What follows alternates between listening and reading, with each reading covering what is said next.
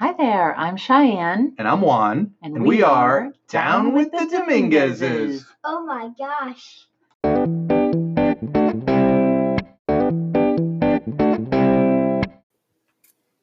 Hi there, everyone. I'm Cheyenne Dominguez, and I'm here with my other half.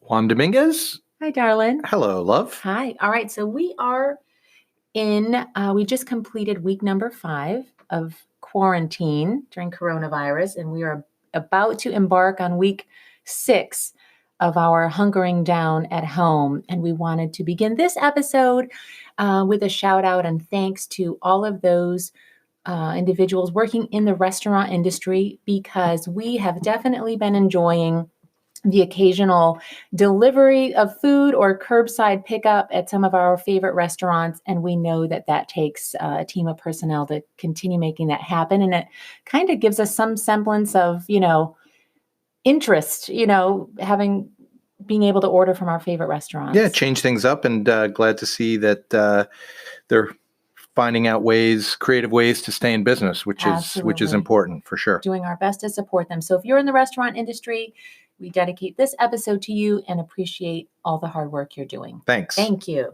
All right. So speaking of delivery, we had a mysterious package delivered on our doorstep yesterday. Scary stuff.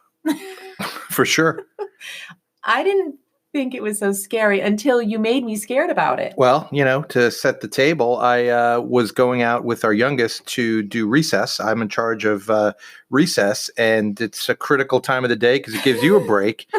However, I was thrown off by the package on the front step. I thought it was unusual.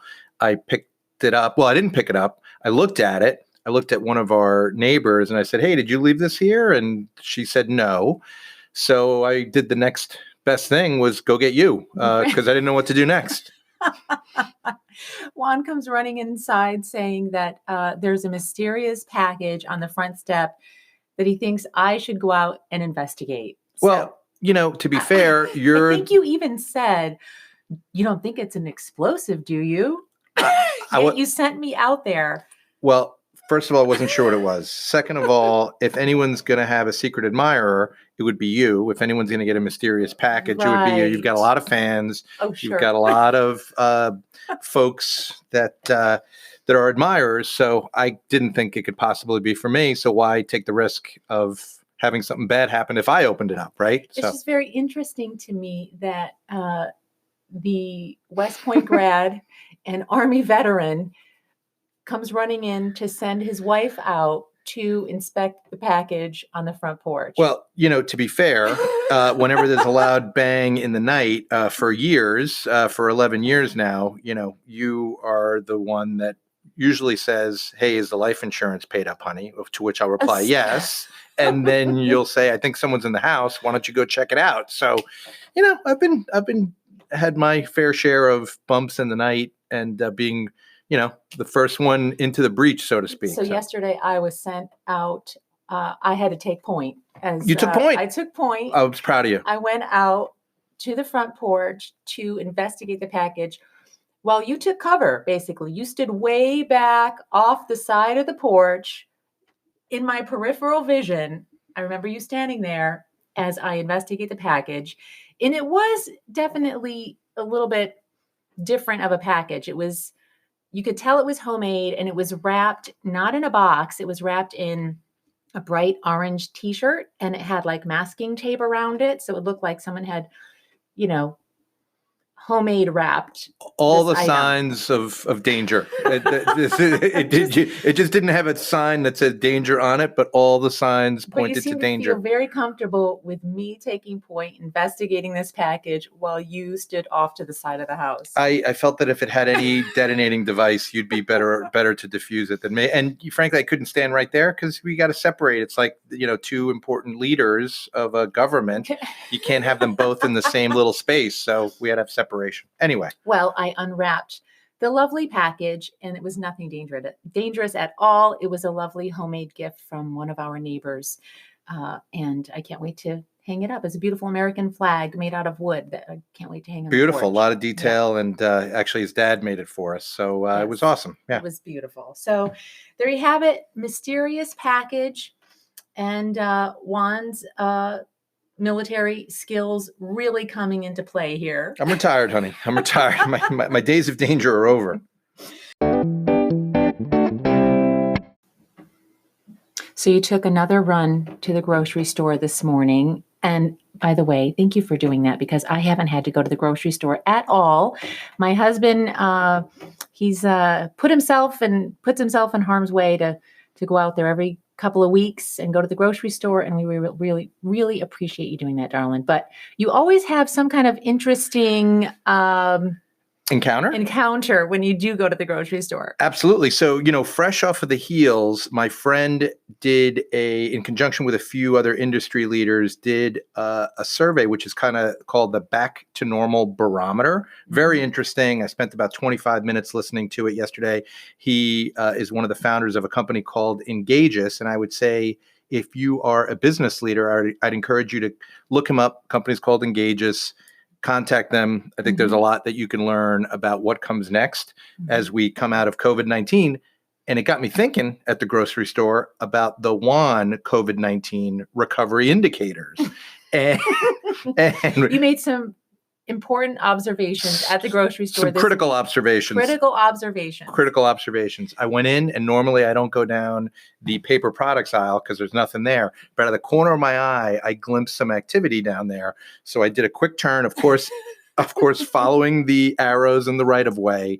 And I had to take a long The long way? I had to take the long way. Okay. And I was running. I'm the only one running through the supermarket with my cart because I sensed that this could be a big prize and a big win. And although you tell me we have plenty of toilet paper, there were 2 big packages of toilet paper left. The limit was 2. I only took 1. I left the other one there. But I think that is a sign that it's a positive sign. It's a positive sign that things are turning. There was some toilet paper on the shelves where it didn't previously lie. That wasn't the only treasure, might I ask. Campbell chicken noodle soup, which has been a tough one to find. And that's our teenagers' basically favorite. That's like a delicacy. 50% of his diet is chicken noodle soup. And lo and behold, I think again, the condensed Campbell's chicken noodle soup, he thinks is like the best thing ever.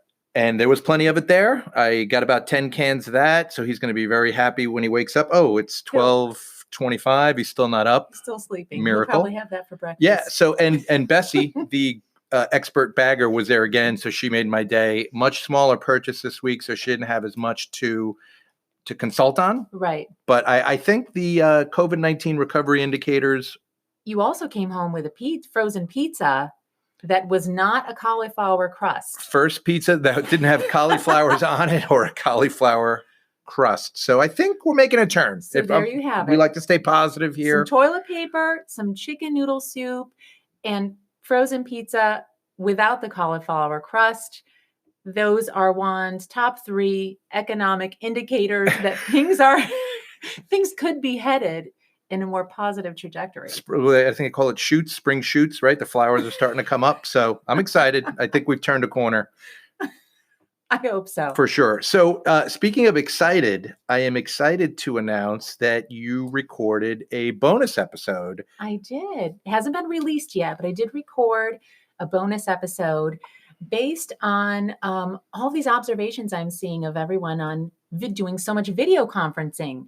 So everything from, news media to every show, every guest is on video. Everyone's on video these days. Yeah. And so I put together my top tips for looking your best and presenting yourself at your best on video. Well, and that's coming out next week. I'm excited to hear about it. I was happy that you asked me to review this bonus podcast. And only then did I realize that it's a solo podcast. Interesting. Well, if you wanted to, you could. Do you have any tips you want to add to it? Well, you didn't really give me that option. You kind of recorded it and said, what do you think? So I don't think there's an option to go back. I thought it was interesting. Sure. You could always add a little something if you've got more tips to add. Or maybe you want to add some music. Maybe you want to anything you'd like to add to it, you can. Well, I think our listeners would be curious to know that there's no music really in this podcast other than the beginning, but yours tips in between the tips. There was music, there was entertainment. It sounded like a whole big production value. I think it's You worried I might have a spinoff?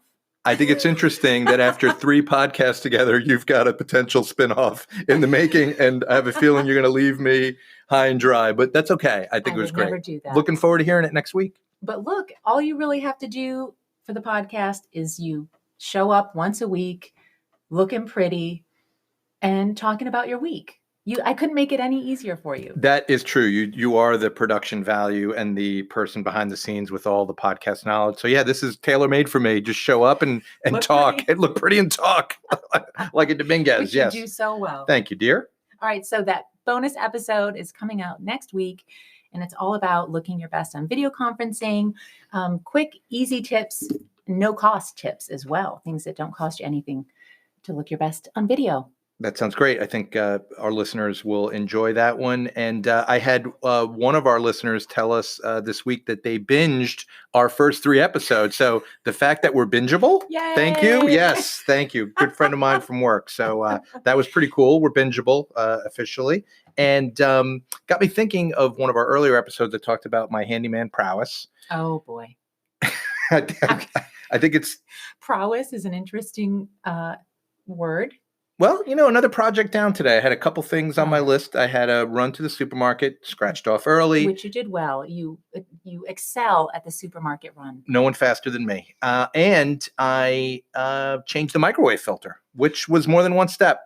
I know, because you pulled me into that project.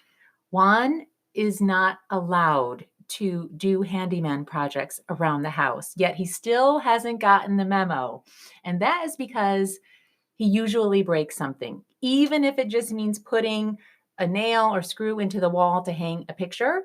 We've had spider web walls happen as a result of that. So after many years of you trying your hand at handyman projects, I've had to pretty much veto 99% of those.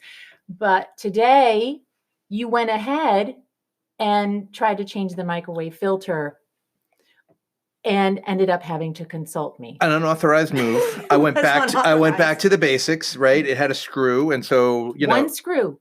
Lefty screw. loosey, righty tighty. And I tell you, I had 3 different screwdrivers in there, and I was putting all 190 pounds of torque into that screw, and it wouldn't move. And yet you called me to ask me. So I show up in the kitchen, the microwave's open, bunch of screwdrivers on the counter. Maybe I got it wrong. Maybe it was righty tighty, lefty loosey. I don't know. Or me to come and loosen the screw for you, apparently. Which you couldn't do. So this was a complicated project. It happened to be a tight fit. An extremely tight fit. And I was looking for my WD-40, which has disappeared.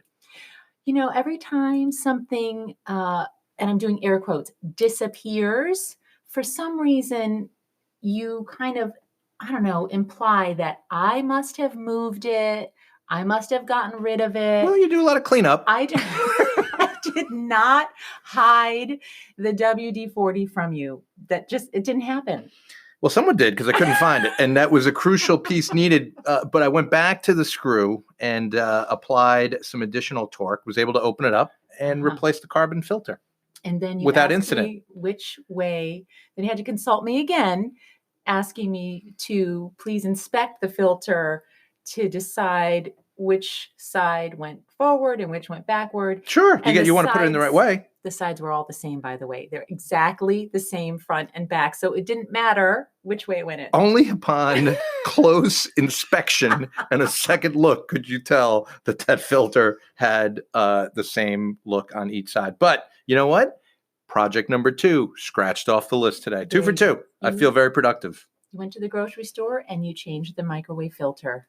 Yeah. So all's right in the world. All is right in the world. And if you're looking for any projects out there, listeners, feel free to write us, and I'll see what I can do. Provide some helpful tips. Some helpful handyman tips. Absolutely. Forget YouTube. I can help with anything.